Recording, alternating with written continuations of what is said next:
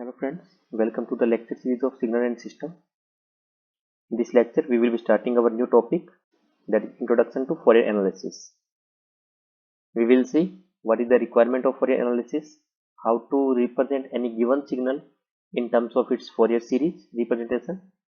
We will also be talking about the condition of existence of Fourier series expansion, and then we will discuss the first type of Fourier series, that is trigonometrical Fourier series expansion. Fourier analysis or the Fourier series representation is an alternative way to represent any given signal. Generally, we know that we can expand or we can represent any given signal xt in terms of its cosine signal that we have seen in our previous lectures. But Fourier analysis is providing us the frequency domain information of the signals, because in the time domain we are generally working in the time spectra, but in the Fourier analysis we are working toward the frequency spectra of the signal. So there are many properties which are only be analyzed in our frequency domain.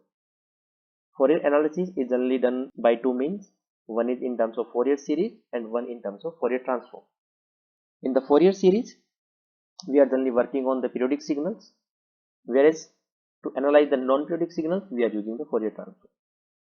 Depending on what kind of signals we are working on, whether we are working on the continuous time signal or discrete time signal, we are dividing this Fourier series or Fourier transform into further parts, that is continuous time Fourier series and discrete time Fourier series, CTFS and DTFS. Similarly, in Fourier transform, we will be having the continuous time Fourier transform and discrete time Fourier transform, that is CTFT and DTFT. So you are having a signal xt, you are passing it to the system, your system is working on your time domain signal and provide you the frequency information. For example, if you will see here, we are represented a figure in which we are incidenting a white light on the prism, and when this white light is passing through the prism, we are getting the different frequency component from red to violet.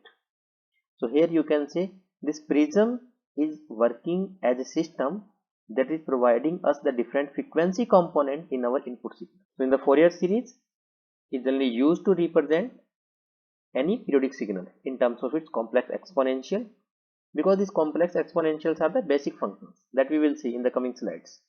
Whereas for the Fourier transform, we are working on the non-periodic signals. Fourier series is generally categorized into three parts. One is trigonometrical Fourier series, second one is the polar Fourier series or cosine Fourier series, the third one is the exponential Fourier series or complex Fourier series.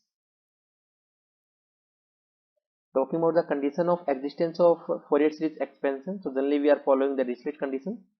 So in this we are having a number of conditions, like the first one is the signal should have finite number of maxima and minima in given time period. If I am talking about the signal which is in the left hand side, this one, so here you can say the signal is periodic in nature and over a time period t naught we are having a finite number of maxima and minima. Similarly, in the right hand side signal, that is again periodic in nature, but for a given time period the number of maxima and minima are not finite. So that's why for the first example Fourier series expansion is possible, whereas for the second example Fourier series expansion is not possible. Talking about the second condition, that is the signal should have finite number of discontinuities in given time period. Again, if you are talking about the first example, for a given time period we are having a finite number of discontinuities here, that's why the Fourier series expansion is possible, whereas in the second signal we have an infinite number of discontinuities, that's why the Fourier series expansion is not possible even when the signal is periodic in nature.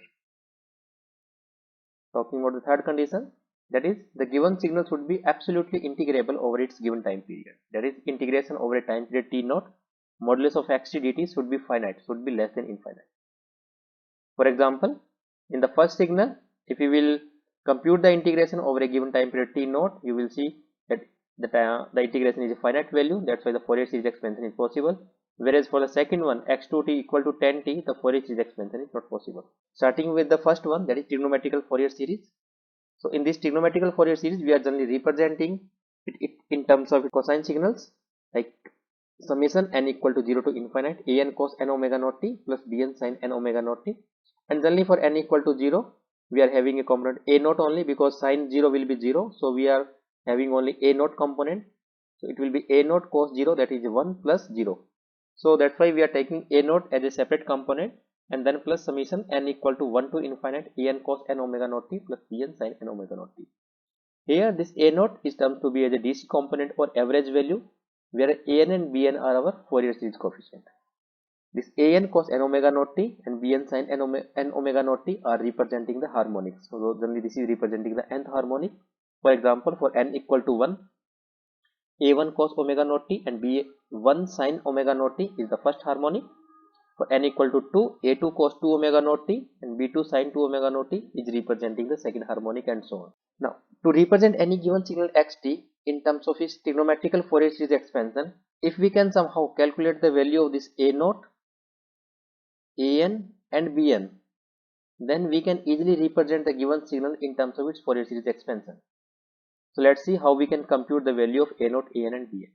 Now suppose, since we are working on the periodical signal, that was our first assumption while we were talking about the Fourier series, that Fourier series expansion is only possible for the periodical signal. So say our considered time domain signal xt is periodic in nature with the time period 2p. So we are integrating this equation 1 over the given time period. So we are assuming that the Fourier series expansion is converges for this range and the time period is 2 pi. In this case, integration from minus pi to pi xt dt will be equal to integration minus pi to pi a naught dt plus integration of this complete term. If we will see further, integration from minus pi to pi cos n omega naught t as well as integration from minus pi to pi sin n omega naught t, this value will be 0. So what we have obtained is integration from minus pi to pi xt dt is equal to integration minus pi to pi a naught dt. So here a naught will be common, it is a constant value. So we are getting it as a 2 pi a naught. So from here we can find the value of a naught. So a naught will be 1 upon 2 pi integration minus pi to pi xt dt, right? Now if we are saying that our signal is having time period t equal to 2 pi, so we can write it like 1 upon t integration of minus ty2 to ty2 xt dt in a very generalized term. We can have some other convention as well, that is 1 over t integration over 0 to t xt dt. And if we are talking about the time period is equal to pi, then it will be 1 upon t integration over minus t to t. So these are the different conventions that you can use while you are working on the Fourier series expansion.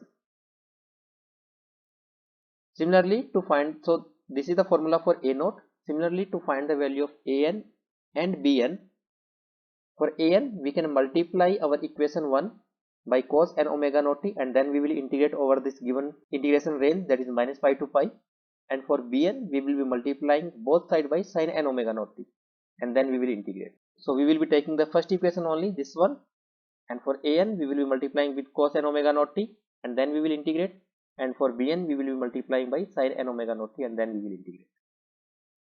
Rest procedure will be same, and when you will solve it, you will come to know that a naught is equal to 1 upon t integration over 0 to t xt dt, which is representing the average or DC value.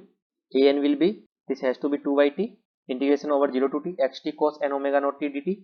So here if I am considering a n or minus n, so cos minus theta will be cos theta. So an is representing the even function with respect to n. Similarly for bn it will be 2 by t integration over 0 to t xt sin n omega naught t dt, where the bn is representing the odd function. This is the odd function with respect to n, because sin of minus n is equal to minus of sin n. So a minus n is representing the even function with respect to n, and b minus n is representing the odd function with respect to n, where a naught is representing our average or DC value of the signal. And overall Fourier series expansion will be xt is given as a naught plus summation n equal to 1 to infinite an cos n omega naught t plus bn sin n omega naught t. Talking about an example, we have given a signal xt, that is a sin omega t when t is from 0 to pi and 0 when t is from pi to 2 pi. So here time period is given as a 2 pi and we need to represent the given signal in terms of Fourier series expansion. So when t is equal to 2 pi, omega will be 2 pi by t, so omega will be 1 in this case. So the omega is 1 here, so we can say omega, we will replace this omega by 1. So we are having a sin t signal. So first we will compute the value of a naught will be 1 by t integration over 0 to t xt dt. So it is 1 upon 2 pi integration over 0 to 2 pi xt dt. Xt is a sin t because omega is 1 here, and when we will solve this integration and we will put the limit, a naught will be equal to a upon pi. Similarly for an will be 2 by t integration from 0 to t xt cos n omega naught t dt. So we'll put the value of xt. It is 2 upon 2 pi integration of 0 to 2 pi xt cos n t dt because omega naught will be 1 and xt is a sin t. So here we are having the trigonometrical function sin a cos b. So what we can do is we can simply divide this by 2 and we can simply multiply this 2. So now we have a trigonometrical function 2 sin a cos b, that we can write it like sin a plus b plus sin a minus b, because when we have multiplication of two trigonometrical function, their integration, direct integration is not possible. So we are first converting them into their summation term and then we will be integrating. So now we are having it something like this. We can break the integration and we will integrate both the sign term differently, and then we will impose the limit. So when we will be imposing the limit, we will be getting an is equal to the term something like this. So from here you can say, if my n is odd function, n is odd means n is equal to 1, 3, 5. So in that case this will be positive 1, so 1 minus 1 it will be 0, and this will again be positive 1, 1 minus 1 equal to 0. So if my n is odd, my an is equal to 0, whereas if n is even, consider n equal to 2, so it will be minus 1 because 2 plus 1 3, so it will be minus 1 minus 1 minus 2 upon 1 plus n, and this will again be minus 2 upon 1 minus n. So we can solve it and we will be getting the value equal to minus 2a upon pi n square minus 1. So when n is odd, an is 0, and when n is even, the an is 2 minus 2a upon pi n square minus 1. We have got the value of an. Now we will be solving the same function to find the value of bn. So bn is 2 by t integration 0 to t xt sin n omega naught t dt. Omega naught is equal to 1, it will be 2 upon 2 pi integration 0 to 2 pi xt sin n t dt, and again we will multiply it by 2 and we will divide it by 2, so that we will be again be getting a trigonometrical function 2 sin a sin b. So that is nothing but cos a minus b minus cos a plus b, and then we will solve the integration and we will impose the limit. So when we will impose the limit, we will come to know that only the bn is existing only for n equal to 1, for all other value of n it is 0. So we are having only b1 term, that is b1 is equal to a upon 2 pi. Now we have value of a naught, an and b1. So let's find out our original Fourier series expansion, that is xt equal to a naught plus summation n equal to 1 to infinite en cos n omega naught t plus bn sin n omega naught t. So in this case for bn there is no need to use the summation because it is only existing for n equal to 1. So b1 is a upon 2 pi, so we can have a upon 2 pi, n is equal to 1 only, so sin t, because omega is also 1. A naught was a upon pi, this is our bn value, and then for an is only existing when n is even, so it will be minus summation n is even function till infinite 2a upon pi n square minus 1 cos of nt. So that is the final Fourier series expansion of given signal xt. There are a few important points that we need to remember, that for a signal which is symmetrical with respect to y-axis, like even signal, for example, suppose we have a signal something like this which is symmetrical and which is continuously varying infinite long signal. This is symmetrical about the y-axis, so that is the even signal you can say. So for the even signal, bn will always be 0. Even if you will calculate the value of bn, it will be 0. So we will be having only cosine terms. So you will be having an, a naught might be there or might not be, that we will see, but bn will not be there, that's for sure, for any even signal.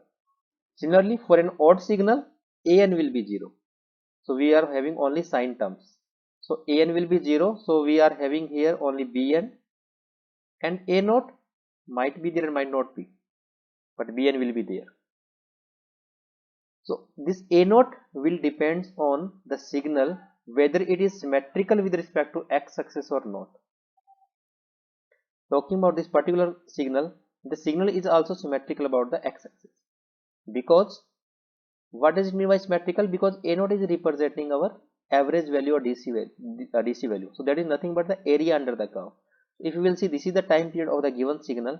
So in this case, the positive area is equal to negative area. So here this will get cancelled out. So for this particular case, A naught will also be 0.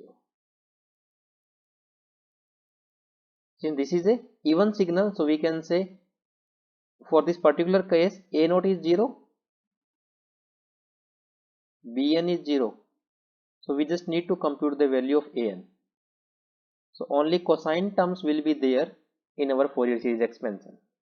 So these are a few points that you can directly use while you are solving it for Fourier series expansion using trigonometrical Fourier series. So this was all about your Fourier series in terms of trigonometrical Fourier series expansion.